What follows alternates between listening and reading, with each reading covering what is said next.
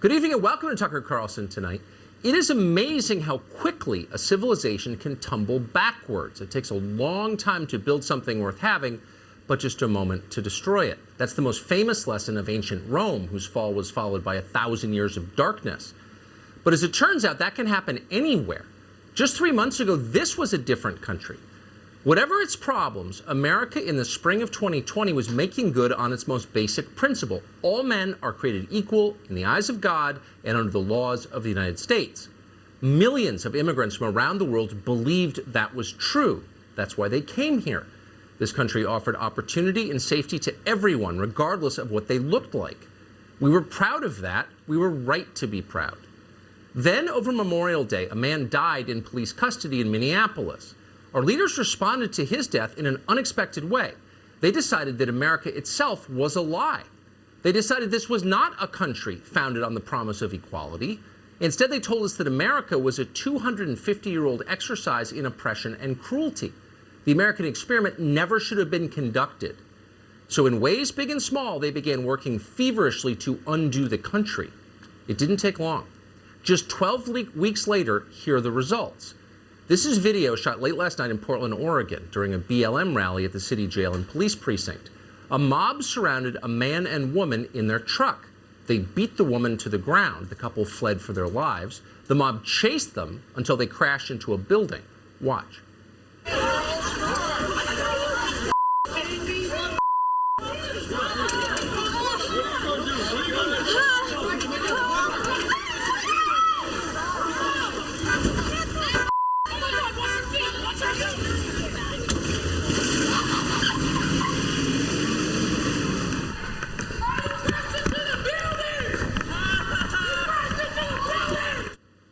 He crashed into the building. The mob loves it. They're rejoicing.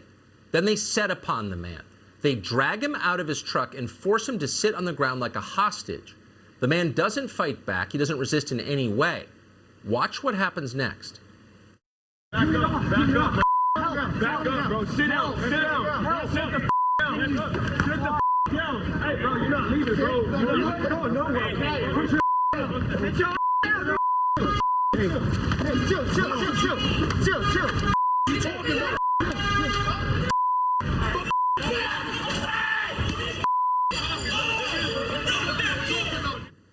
It's hard to watch. They nearly killed him. They beat him unconscious.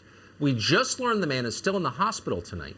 The monster who kicked him in the head as he sat there defenseless, the cretin wearing the jacket that says security on it, has not been arrested. Many on the internet seem to know exactly who he is, but as of tonight, no arrests at all. That's what Portland, Oregon is like right now. A major American city has fallen to the mob. We've got much more video from Portland. Some of it we're not going to show you. It's too awful. The rest of the media are ignoring all of this. These are Joe Biden's voters screaming slurs as they kick people in the head. This is the media's team. They don't want you to know what nonviolent protests actually look like. When BLM lunatics call for the murder of police, and they do, the other networks act like it never happened. Here's yet another clip CNN will not be playing tonight. Your mother's umbilical cord should have wrapped around your neck and choked you just the way you choked George Floyd, you filthy animal. I know you got a gun, but so do I. Go ahead and shoot me. I'm shooting back. Am I lying, my comrade? You shoot me, I'm gonna shoot you back. You need to be charged with murder. They need to hang you high, not hang you low. They need to send you to the electric chair and let you fry like a piece of burnt bacon. Fry like a piece of burned bacon, calling for the killing, for the murder of other Americans. For months, elected Democrats have tacitly endorsed this, the violence in our streets. They inspired it. They watched it happen. They refused to condemn it. Jerry Nadler just pretended he had no idea what you were talking about when you asked. But this weekend, they dropped the pose. The blurry line between violent mob and Democratic office holders disappeared completely. Here is John Thompson. He's a Democratic State House candidate in the state of Minnesota. Thompson, and we want to be clear about this, is not some fringe candidate. Thompson has won the endorsement of the governor of the state, Tim Walz, its attorney general, Keith Ellison, as well as of Congresswoman Ilhan Omar. But John Thompson isn't simply a Democratic candidate, he's also a violent thug. Here's Thompson the other day threatening a family, women and children, at their home. I'm a black man being terrorized by this Klansman right here. We are terrorized by the Grand Wizard. Y'all got the Grand Wizard living in your goddamn neighborhood. All the Klan exists in Hugo, Minnesota, and it's right here. Don't run now. Don't run now, racist white people. I'm here. Oh yeah, we pull up. We pull the out. And if people in Hugo don't support black people, Hugo, Minnesota. A normal political party would expel someone like that immediately. He's a lunatic, screaming at women on their front lawn, obscenities, threats. A normal country would arrest him. But Democrats allowed Thompson to write a cynical non-apology for what you just saw, in which he concedes that his threats of violence against young women were, quote, not helpful. Why was Thompson allowed to do that? He was allowed to do that because Democratic leaders agree with what he said. Here's Kamala Harris explaining that people like Thompson are the good guys, and everyone else, you, is a bigot and deserve what you get. You have one ticket that can say the phrase Black Lives Matter, and another who has been full-time sowing hate and division in our country. Oh, so what do you do with people who've been spending full time endorsing hate and division? You know. But in case that endorsement of violence in the streets was too subtle for you, here's Massachusetts Congresswoman Ayanna Pressley openly calling for political terrorism. Keep in mind, she said this on Saturday, this Saturday. Hold them accountable. Well, make the phone call, send the email, show up. You know, there needs to be unrest in the streets for as long as there's unrest in our lives. And unfortunately, there's plenty to go around. There needs to be unrest in the streets, Congresswoman Pressley said. Well, her wish came true. A day later, a man was beaten nearly to death in Portland, apparently for the way he looked. Pressley supports this explicitly today. Today, after that happened, that video has been on the internet all day. Pressley spoke at a virtual event at the Democratic National Convention and praised cities like Portland for, quote, rising up. We showed you what rising up looks like. It's innocent people kicked in the face until they're almost dead. Ayanna Pressley isn't pretending anymore. None of them are. Here's what rising up looked like in Seattle last week. Give up your house. Give black people back their home. Thank you. You're sitting there comfortable as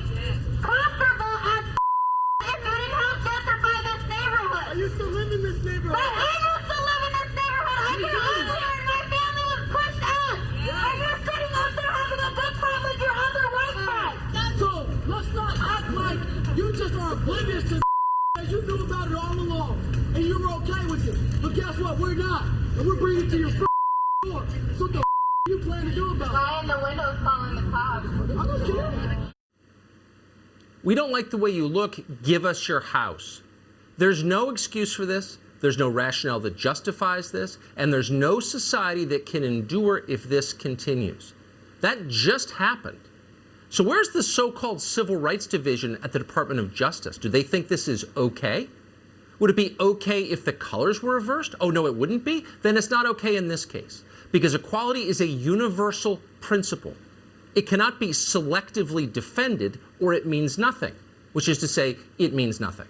Our leaders no longer care about equality. As of tonight, some Americans aren't even allowed to drive on city streets, the streets they pay for. Take a look at this video from New York City. Leave the back now. Leave the back now. What the I just said? Move the back, bro. Move the back. Yo, I will dead ass smash your car, bro. Ask me if I give a Ask me if I give a Get the out. Right now. You don't know black lives. Let's go. So to pass the roadblock on a city street, first you have to swear allegiance to their specific political faction, and if you don't, they threaten to hurt you. But keep in mind, this is not Beirut. No, really, we promise. This is New York City, and everything's fine. It's fine. Stop complaining. Where's the federal government? Don't they have a constitutional obligation to ensure that your civil rights aren't violated for the way that you look? Yes, they do. That is their obligation. It's what they promised they would do. It's what you pay for. But they're terrified too. Nobody wants to be criticized for opposing the mob. So they close their eyes and they hope it goes away. But it won't go away. Meanwhile, America tumbles backward. It's also sad.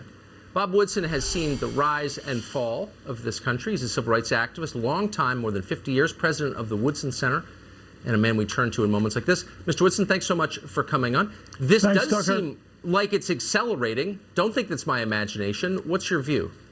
It really is. And Black Lives Matter, that advertised itself as a champion of social justice for black, has really become a parasite. It has migrated from social justice to attack on the nuclear family, and also the burning of Bibles, desecration of the cross. They've also taken Second World War memorials. They've desecrated that, painted a sickle and a hammer on it. And they have, it was a nuclear family in our Christian faith that enabled us to survive slavery and discrimination. Exactly. But the question, Tucker, is where are the voices of dissent of the civil rights movement? Where's the Urban League? Where is the NAACP? Where's the Congressional Black Caucus to speak out against these race grievance vigilantes that are destroying this nation? Where are they? The fact and where that are the Christian leaders? That's a fair question. Where are the Christian? I mean, during the civil rights movement that you participated in, the men at the front of the line were wearing collars. They were Christians. Where are those people now? Well, that's the big question. But the reality is 80% of low-income blacks in the country supports the police. They want more police. And there are other organizations around, but they are not the ones who are given a voice. We have the gatekeepers that are rewarded by the press, and corporate America keeps paying these parasites, and our country continues to decline. So what we're trying to do at the Woodson Center is really give voice to those dissidents in these communities who are standing up for America and want to protect these values.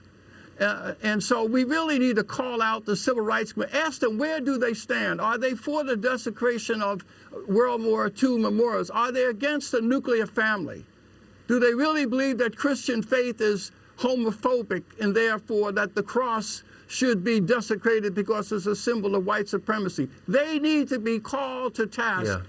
Yeah. They need to answer which side do they stand, with Black America or with the parasites. I agree with that. And I think a lot of people watching this, even people I disagree with politically, are horrified by it, but they're too afraid to say anything. And it's just a shame. They need to be bold. Mr. Woodson, thank you. Great to see you tonight. Thank you. As we just saw, violence in the city of Seattle has escalated. It's been going on for months now. On Sunday night, 18 people were arrested near a police union building. Rioters threw bottles and fireworks. Several police officers were injured. That's a phrase we've uttered a lot on this show.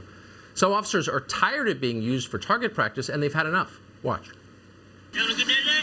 Not really. You're around. Oh, well, I'm sorry for that, but don't worry, man, because guess what? I'm leaving. You guys won. Fucking 2 months, baby. I'm out. You're about to resign? I'm gone, bro. How you feeling about that? You're about to resign? I'm feeling great. You're about to resign or what? Yeah, I'm feeling great. Is that what you're saying when you... Yes. I am leaving this department. You guys won. So it turns out you don't need to defund the police. Once you put people like the people who run Seattle in charge, the police just quit on their own, because no normal person would take that job at this point. Jason Rance is a radio show host in Seattle. We're happy to have him on tonight. Jason, what is the state of Seattle tonight, if you could sum it up for us? Well, there's the sad irony that you just mentioned. We're about to fire 100 police officers, but so many are leaving on their own. There have been well over 100 applications that have gone over to different agencies because they don't want to work for the city of Seattle, a city that despises them, a city that's made attacking police officers a sport. They don't feel supported by the community. There are a lot of people who have stepped up to support them, but ultimately a lot of these activists are coming out there and they're speaking louder.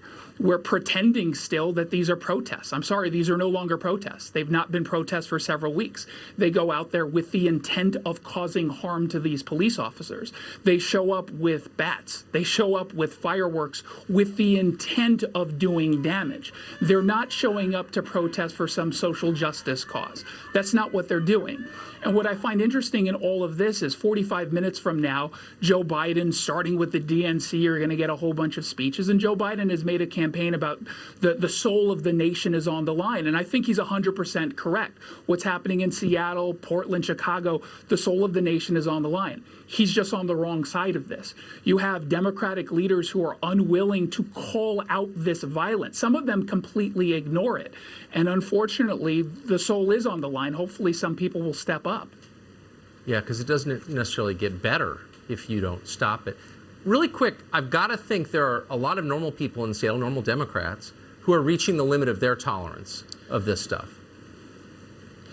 You would like to think that, and I'm hoping that with the chief of police, the first female black police chief in Seattle's history, stepping aside because of her treatment, you would think it would embarrass the city.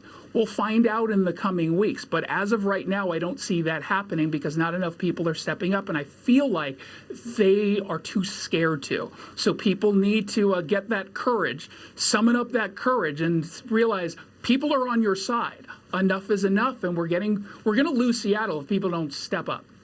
Yeah. God, what a shame. Jason Rance, great to see you tonight. Thank you. Thank you.